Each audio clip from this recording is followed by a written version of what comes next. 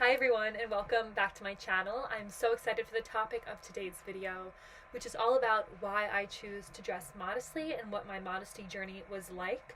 I chose this topic because in light of everything going on in Israel with the war, there's been a lot of talk about how dressing modestly is a way that Jewish women have been known to bring protection to the entire Jewish people around the world, also to our families, our households, to ourselves.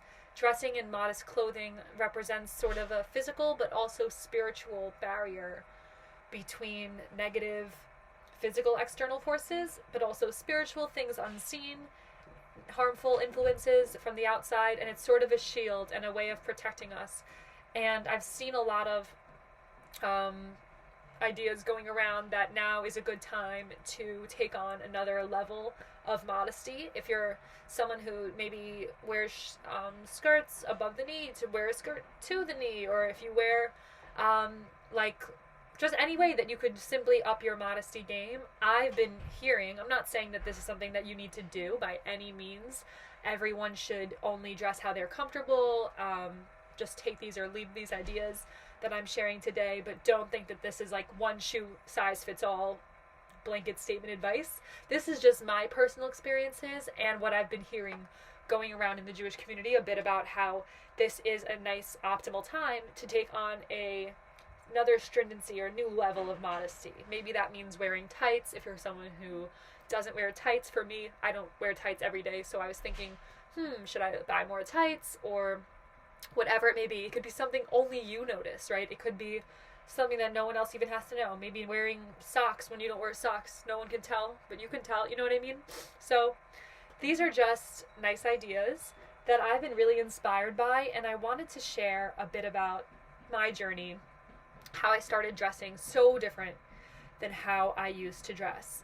For everyone who has been watching my videos for some time, you know I grew up in a completely secular household.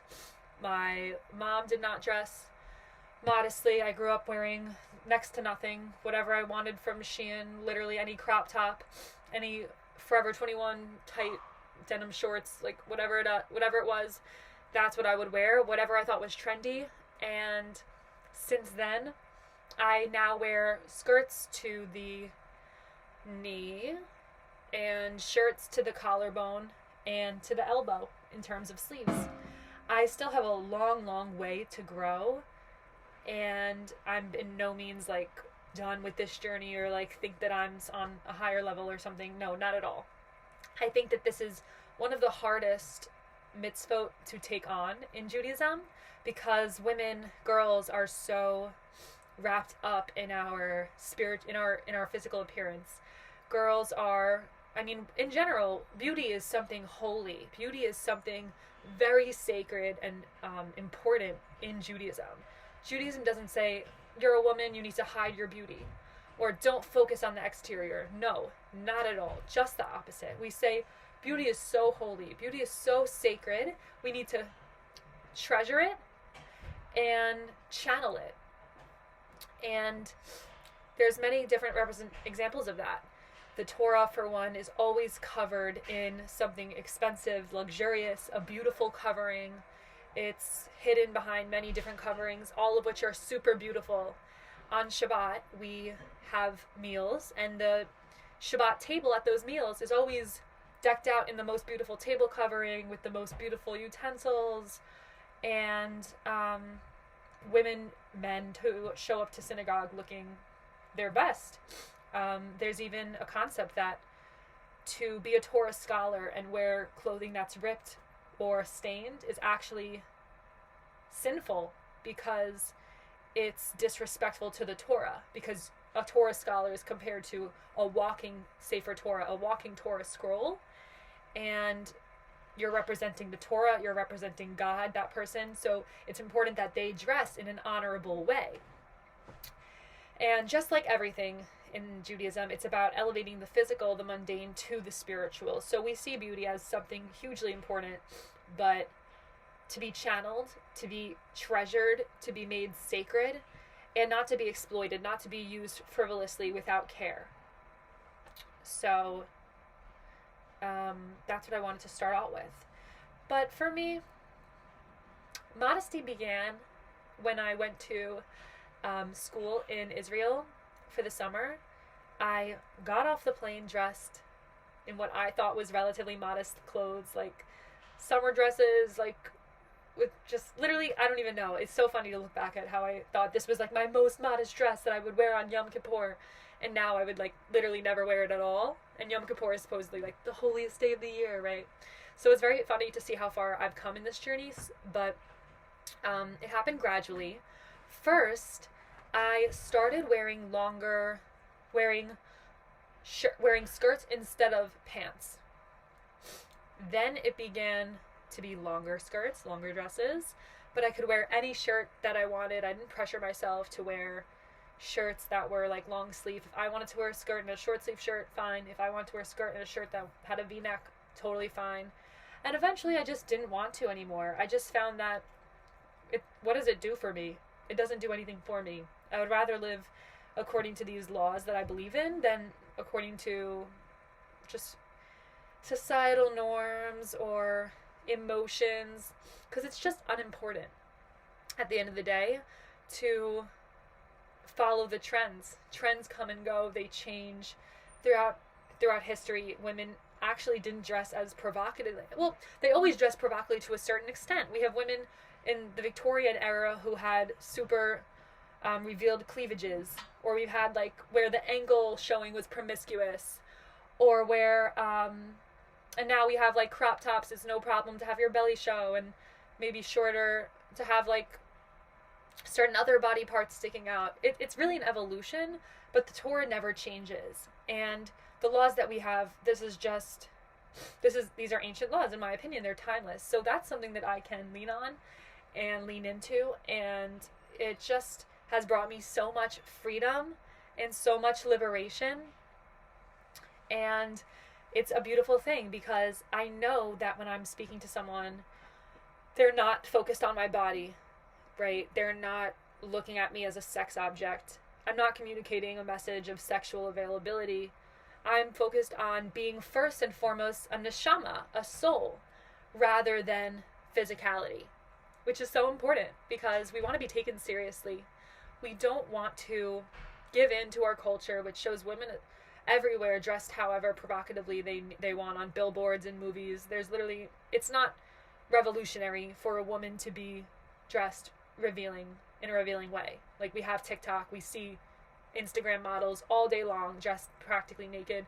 So it's not shocking. I don't think men are surprised. I don't think they're attracted to that. I truly don't. And I've heard that they're not, because it's not eye-catching anymore. It's what everyone's used to. We've all become so used to it. I actually think dressing modestly and being able to dress in a creative way, in a beautiful outfit, it takes a lot more creativity to dress in a nice outfit in a modest way versus just grabbing something off the shelf that is trendy but it's not modest. Does that make sense? And I feel like even if you're not doing this for religious reasons, there's still a concept of elegance and class that comes with not allowing your appearance to be cheapened by showing excessive skin, right? Like the royal family, they still dress modestly. The Queen of England, she dresses super modestly. You know what I mean? Because I don't know if it's for religious reasons or not, but I know that there is definitely a correlation between dressing modestly and exuding an air of sophistication, of elegance, of being more than just a body, of having something to say, of having ideas, and being a full person with more to give than just your physical body. And I have a great example of that. So one of the starkest ways that my modesty kind of sticks out is, and not to say like, I still have such a long way to go with this, guys. Like, this is what I like about it, but I'm not dressing as, I think that I have so much more to go, and I look up to other people. Like, how do they dress this modestly? But, I remember the first time that I went to the beach dressed in, like, a modest bathing suit, you could say, but it was really just a long t-shirt, like, swimsuit material, t-shirt dress, covered my elbows, covered my knees, black. It literally looks like a garbage bag. So when I first put it on, my friend gave it to me. I was so embarrassed. I was like, I'm gonna stick out. Everybody's gonna judge me. I'm gonna feel so insecure at the beach. And for the first few minutes at the beach, that very first time, I felt insecure. then I realized literally nobody cares. Nobody cares what anybody else is dressed like at the end of the day. Everybody is only focused on themselves and how they look and how they're being perceived. And it really, truly doesn't matter. If someone looks at you twice, that's really the extent of it. And it was so freeing to be at the beach and not have to worry about playing in the waves and like your bathing suit rolls up or something falls out or you're bloated after lunch and your stomach is jutted out or you're just so many little things, right? I mean, people wear string bikinis at the beach and there's so much you have to like put thought into just for that. Did you tan? Did you shave?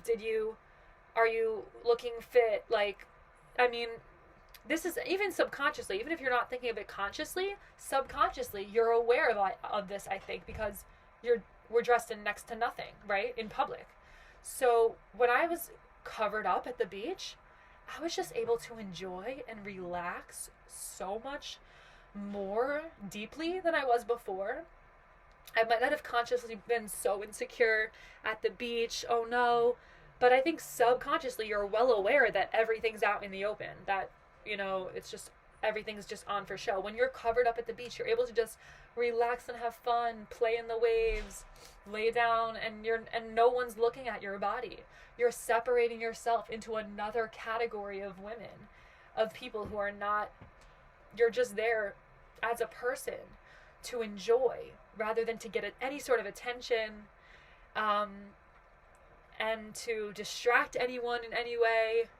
And it's just so beautiful because it's not the attention that's ultimately gratifying as women. It's so important to remember that we think we want the attention and the instant gratification of a guy or a girl looking at us and being like, oh, she's so beautiful. And that's cheap instant gratification for attention. What we actually want is love for who we are as a person and for our soul. And to get that love, that requires a deeper connection than just someone thinking you're beautiful by looking at your externals. And modesty enables more of that, that deeper, more authentic connection, that purity and that innocence, and a liberating freedom that I just am so grateful for and think there's so much truth to. Even if you don't believe in what I believe in, I would love to hear your thoughts on modest dressing, how you practice modesty in your own life, if you thought about this before, and what you do to tie this wisdom into your life. This is not something that I've come up with, right? This is ancient wisdom, and I'm just sharing over what I learned about it, and I think it has so much value to add, especially in 2023 when everyone's dressed the way they're dressed and social media exposes us to literally everything, distractions all the time, and we're all just clinging for spirituality, and modesty is a really important but overlooked way that we can channel it. So thanks so much for watching, and let me know what you think in the comments. If you like this video and want to see more from me, subscribe and let me know what topics you're interested in. Talk to you soon.